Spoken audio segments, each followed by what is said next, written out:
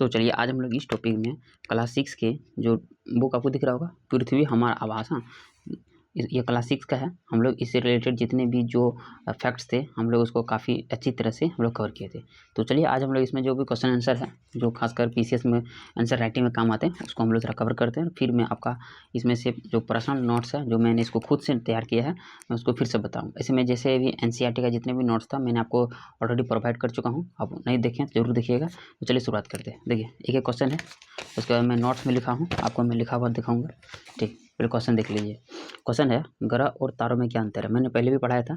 ठीक, ग्रह और तारों में क्या अंतर है। तारा क्या है, तारे में खुद प्रकाश और रोशनी होता है। हाँ, प्रकाश होता है और उसमें खुद होता है, लेकिन ग्रह में ये सब घटना कुछ नहीं होता। तो चलिए हम आप देखते हैं आंसर में क्या है।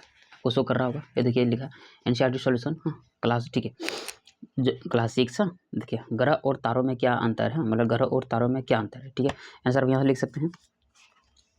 हाँ ठीक, ये आंसर है। हाँ देखिए, मैं समझा देते चल जाऊँ। देखो लिखिएगा कि ग्रह और तारों में निम्न अंतर है। क्या अंतर है, निम्न अंतर। पहला मतलब कि ग्रह का अपना प्रकाश नहीं होता है, मतलब देखिए ग्रह का जो है अपना प्रकाश बोला कि नहीं होता है, नहीं होता है। ठीक, लेकिन अगर बात करें तारों को अपना प्रकाश होता है, मतलब देखिए दोनों में सबसे बड़ा जो अंतर है वो प्रकाश से रिलेटेड है। ठीक है, ग्रह में बात करें, ग्रह का अपना प्रकाश नहीं होता है, लेकिन तारों को अपना प्रकाश होता है। अगर आप लिखना चाहते हैं इसमें तो लिख सकते हैं, ग्रहों का अपना प्रकाश तथा एक बटन लिख दो, तथा ऊष्मा, ये बटन लिखा ऊष्मा नहीं होता, लेकिन तारों को प्रकाश तथा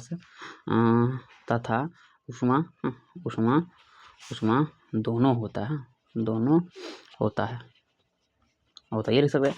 ठीक है, देखिए लिखे आगे लिखा है कि हाँ लिखा है कि ग्रहों का आकार छोटा होता है जबकि तारों का आकार बहुत बड़ा होता है। ग्रह और भी सी बात है, ग्रह छोटा होगा और तारा का आकार होगा बहुत बड़ा, क्योंकि देखिए तारा में हम लोग सन की बात करें, सूर्य, देखिए सूर्य कितना बड़ा है, पृथ्वी से 109 गुना बड़ा है। हाँ, तो मतलब की बात करें कि जो तारा होता है वो अक्सर बड़े होते हैं। ये आपको समझ में आएगा। आगे क्वेश्चन, दूसरा क्वेश्चन है। हाँ मैं आपको बुक में दिखाता हूँ दूसरा क्वेश्चन। देखिए सौरमंडल सब क्या समझते हैं। चलिए सौरमंडल क्या है, आपको दिख रहा होगा सौरमंडल सब क्या समझते हैं। ठीक, बल्कि देखो सौरमंडल में सूर्य, 8 ग्रह, उपग्रह और कुछ खगोलीय पिंड जैसे कि क्षुद्र ग्रह एवं उल्का पिंड शामिल होते हैं। हाँ, और इन सबको अगर मिला दिया जाए तो सौरमंडल का निर्माण करते हैं। तो समझ जाएंगे सौरमंडल क्या है। फिर से सौरमंडल में क्या क्या होते हैं। सौरमंडल में सूर्य होते हैं, कुछ 8 ग्रह होते हैं, उसके बाद उपग्रह होते हैं, उसके बाद कुछ खगोलीय पिंड होते हैं जैसे कि क्षुद्र ग्रह होते हैं एवं उल्का पिंड होते हैं, और इन सबको अगर मिला दिया जाए तो सौरमंडल का निर्माण होता है। याद रख लेगा। ठीक, लिखा है यहाँ पे कि ये सभी मिलकर सौरमंडल का निर्माण करते हैं। और इसका मुखिया की बात करें, इसका मुखिया कौन है, इसका मुखिया सूर्य होता है। इसलिए अगर बात करें सौरमंडल का मुखिया कौन है, वह सूर्य है। मैं सब थ्योरी पहले पढ़ा चुका हूँ, लेकिन ये क्वेश्चन आंसर है, क्वेश्चन आंसर वो ऐसे ही लिखिएगा जब भी आएगा लिखने के लिए। दूसरा बोले कि देखो सूर्य से दूरी के अनुसार सभी ग्रहों के नाम बताए। मैं बुक में दिखा देता हूँ। देखिए क्या लिखा, सूर्य से दूरी के अनुसार सभी ग्रहों के नाम लिखे हैं। चलिए, तो बोले कि सूर्य से दूरी के अनुसार सभी ग्रहों का नाम निम्न है। अगर मान लो हम यहाँ थोड़ा बनाना तो ऐसे ऑप्शन नहीं बनाइएगा, मैं आपको समझाने के लिए कह रहा हूँ। ऐसे आप सन बना लीजिएगा। हाँ, तो इस तरह से सन का जो रोशनी निकलता है अब उसे दूर देख सबसे पहले होगा बुध, शुक्र, पृथ्वी, मंगल, बृहस्पति, शनि और यूरेनस और नेपच्यून। ये टोटल 8 ग्रह हैं। अच्छा से याद रख लीजिएगा। मतलब क्या हुआ, सूर्य के दूरी के अनुसार तो बुध, शुक्र, पृथ्वी, मंगल, बृहस्पति, शनि, यूरेनस और नेपच्यून। सबसे नजदीक बुध हो गया, सबसे दूर नेपच्यून हो गया। पृथ्वी बोलेगा सूर्य से कितना दूर में है, तो पृथ्वी 3 नंबर में दूरी है। ये एक क्वेश्चन भी है, यह आएगा भैया, आपको समझ में आ गया होगा। चलिए आगे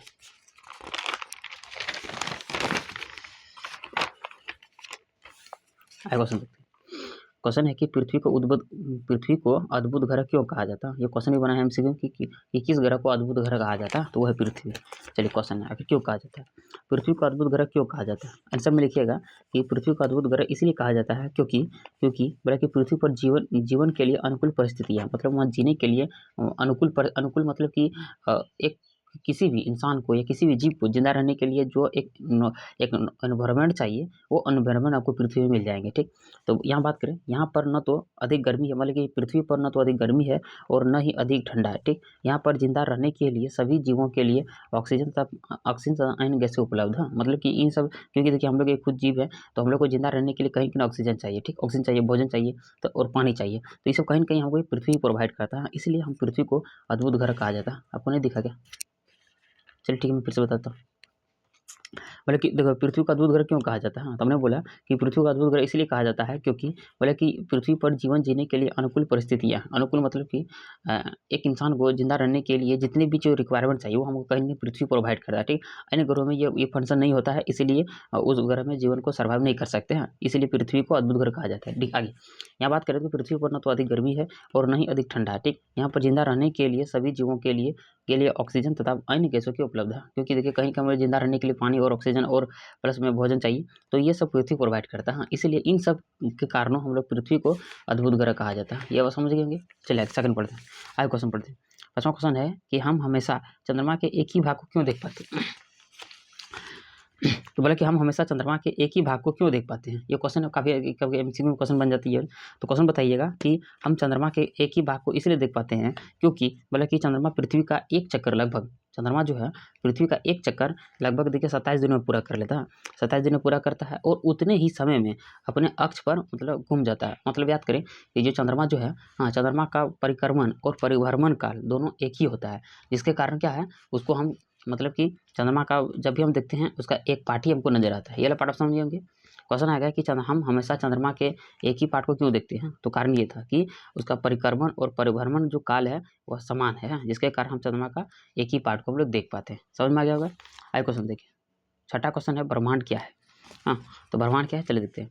देखिए बात करें ब्रह्मांड का जो निर्माण हुआ है वो आकाशगंगा से हुआ है, ठीक। आकाशगंगा से ही हुआ है क्योंकि आकाशगंगा में करोड़ों तारे, बादल तथा बहुत सारे गैसों का एक समूह होता है और इन सब जब समूह को मिला देंगे तो ब्रह्मांड का निर्माण होगा। ये आपको समझ में आ गया होगा? चलिए आगे देखते हैं। अब कुछ एमसीक्यू क्वेश्चन है, मैं आपको एमसीक्यू क्वेश्चन बुक से ही करा दूंगा, मैं यहाँ से भी करा दूंगा, आंसर हमारा हुआ है। क्वेश्चन बुक से देख लीजिए, ठीक। पहले कि देखो किस ग्रह को पृथ्वी का जुड़वा ग्रह के नाम से जाना जाता है? जुड़वा ग्रह हम लोग पढ़े थे शुक्र के बारे में। हाँ, शुक्र पढ़े थे। शुक्र क्यों पढ़े थे? क्योंकि शुक्र का बुक में दिखा देता हूँ। देखिए क्वेश्चन दिख रहा है कि किस ग्रह को पृथ्वी का जुड़वा ग्रह के नाम से जाना जाता है? तो ऑप्शन होगा शुक्र। ऐसे ऑप्शन में 3 था बुक में, मैंने 4 कर दिया ताकि, क्योंकि जब भी हम लोग कंपटीशन देते हैं वहाँ 4 ऑप्शन रहता है। तो बोले कि किस ग्रह को पृथ्वी का जुड़वा ग्रह कहा जाता है? तो वह शुक्र। क्यों कहा जाता है? क्योंकि शुक्र का आकार, हाँ बात करें, शुक्र का आकार कहीं ना कहीं पृथ्वी के समान ही मिलता है, तो जिसके कारण शुक्र को जुड़वा ग्रह कहा जाता है, ठीक। आगे बात करें, ऐसे शुक्र को बहुत सारे ग्रह के नाम से जानते हैं, अभी हम लोग पढ़ेंगे, आप लोग टेंशन मत लिए क्योंकि हम एनसीईआरटी हैं। अभी हम लोग एनसीईआरटी में खड़े रहेंगे, उसके बाद में फिर अपना नोट्स को दूंगा तो आपको पता चल जाएगा। हाँ, देखिए बात करें सूर्य से तीसरा सबसे नजदीक ग्रह, सूर्य से तीसरा सबसे नजदीक ग्रह कौन सा है? वो आपका पृथ्वी होगा। मैं आपको बुक में दिखाता हूँ, लेकिन सूर्य से तीसरा सबसे नजदीक ग्रह कौन सा? तीसरा मतलब मैं आपको पहले भी दिखाता एक मैप में, मैं दिखाना चाहता हूँ फिर भी। देखिए आपको दिख रहा होगा सूर्य से दूरी के अनुसार से तीसरा कौन है? 1 2 3, तो पृथ्वी होगा। हाँ, इस तरह से क्वेश्चन को बना सकता है कि शनि के नंबर में है, हाँ यूरेनस के कितना नंबर में है, तो इस तरह से नंबर आप याद रख लीजिएगा, इंपॉर्टेंट आते हैं यहाँ पे।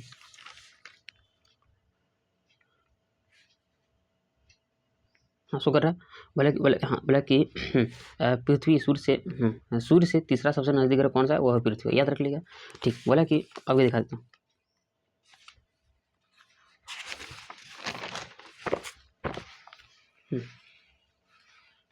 आपको शो कर रहा है? हाँ, बोला कि सभी ग्रह सूर्य के चारों ओर किस प्रकार के पथ पर चक्कर लगाते हैं? वो आंसर हो जाएगा दीर्घवृत्ताकार। हाँ, मैं कॉपी में लिख देता हूँ कभी कभी। हाँ, बोला कि सभी ग्रह, हाँ दिख रहा। हाँ, बोला कि सभी ग्रह सूर्य के चारों ओर किस प्रकार के पथ पर चक्कर लगाते हैं? तो आप बोलिएगा उसको दीर्घवृत्ताकार, याद रख लीजिएगा। आगे बोले कि ध्रुव तारे, हाँ ध्रुव तारों से किस दिशा का ज्ञात होता है? ध्रुव तारे से मतलब उत्तर दिशा का ज्ञात होता है। क्या होता है? उत्तर दिशा का। देखिए बोले कि ध्रुव तारे से किस दिशा का ज्ञात होता है? ध्रुव दिशा मतलब उत्तर दिशा का ज्ञात होता है, याद रख लीजिएगा। आगे है कि क्षुद्र ग्रह किन कक्षाओं के बीच पाए जाते हैं? मैं इसको थ्योरी में पढ़ा चुका हूँ। ये बात करें किस ग्रह में, हाँ तो ये बात करें इसमें कौन सा आंसर होगा? हाँ, मंगल और बृहस्पति के बीच पाए जाते हैं। बात करें कि क्षुद्र ग्रह किन कक्षाओं के बीच पाए जाते हैं? तो मंगल और बृहस्पति के बीच पाए जाते हैं, ये तो याद रख लीजिएगा, इंपॉर्टेंट क्वेश्चन था। हाँ, मंगल और बृहस्पति के बीच पाए जाते हैं। आगे मैं क्वेश्चन दिखाता हूँ। आगे है, आप कुछ नहीं है, अब खाली फिल इन द ब्लैंक्स है। हाँ, खाली स्थान को भरो। हाँ, मैं आपको दिखाता हूँ। क्वेश्चन आएगा कि डैश का एक समूह है जो विभिन्न प्रतिरूपों का निर्माण करते हैं, उसे डैश कहते हैं। तो इसमें हम आंसर लिख सकते हैं कि क्या लिख सकते हैं कि तारों का एक समूह होता है। हाँ, तारों का एक समूह होता है जो विभिन्न प्रतिरूपों का विभिन्न प्रतिरूपों का निर्माण करता है, उसे हम लोग तारामंडल कहते हैं। तो यहाँ पे तारों होगा और यहाँ पे तारामंडल होगा। यहाँ लिख सकते हैं, यहाँ पे लिख सकते हैं कि तारों का एक समूह होगा जो विभिन्न प्रतिरूप का निर्माण करते हैं, उसे तारामंडल कहते हैं, तारामंडल कहते हैं, याद रख लीजिएगा। देखिए तारों की एक बहुत बड़ी प्रणाली को क्या कहते हैं, तारों की एक बहुत बड़ी प्रणाली को क्या कहते हैं, उसे हम आकाशगंगा कहते हैं। तारों की बहुत बड़ी प्रणाली को हम क्या कहते हैं, उसे हम आकाशगंगा कहते हैं, आकाशगंगा कहते हैं, याद रख लीजिएगा। ठीक, बोले कि डैश पृथ्वी के सबसे करीब है। पृथ्वी के सबसे करीब कौन है, ऐसे ऑप्शन ये लिखा है कि कौन करीब है। पृथ्वी के सबसे करीब की बात करें वो होगा चंद्रमा, अपना मून। हाँ, क्योंकि 3,84,400 किलोमीटर दूर है। पृथ्वी के सबसे करीब कौन है, तो वो होगा आपका चंद्रमा, याद रख लीजिए। ठीक, बोले कि ग्रहों के पास अपनी डैश और डैश नहीं होता है, ग्रहों के पास अपनी ऊष्मा और प्रकाश नहीं होता, ग्रहों के पास अपनी ऊष्मा और प्रकाश नहीं होता है। मैं आपको दिखा देता हूँ। ठीक, ग्रहों के पास अपने ऊष्मा और प्रकाश नहीं होता। मैं बता दिया था कि पृथ्वी सूर्य से तीसरा सबसे नजदीक ग्रह है। हाँ, बोले कि तारों का एक समूह विभिन्न जब मिलता है तो वो तारामंडल बनाते हैं, और तारों की एक बहुत बड़ी प्रणाली को आकाशगंगा। हाँ, ये था टोटल एनसीईआरटी का सॉल्यूशन। हाँ, अब इसको जरूर कीजिएगा, क्योंकि देखिए आंसर राइटिंग जब हम लोग पीसीएस में करते हैं तो आंसर राइटिंग बहुत इंपॉर्टेंट बनता है। यहाँ से आपको, अरे देखिए ये एनसीईआरटी नहीं, यहाँ से आपको क्वेश्चन का एक लेवल पता चल जाएगा कि बेसिक कौन भर करता है। क्योंकि अब मेरा वीडियो आप देखिए तीनों, उसका पता चल जाएगा कि क्या लेवल है। चलिए ठीक है, मैं वीडियो को यहीं खत्म करता हूँ, और उसके बाद अब मैं अपना पर्सनल नोट्स, हाँ, जो अक्सर, क्योंकि यही रिलेटेड है, सौरमंडल से रिलेटेड बहुत सारे क्वेश्चन फैक्ट्स हैं जो मैं आपको बताना चाहता हूँ, क्योंकि एनसीईआरटी में सब बात नहीं लिखे हुए हैं। हाँ, लेकिन मैं बता देता हूँ ताकि आप पढ़िएगा, आपको पता चल जाएगा। मैं ये आपको नेक्स्ट पार्ट में ये दिखाऊंगा, ये वाला पार्ट।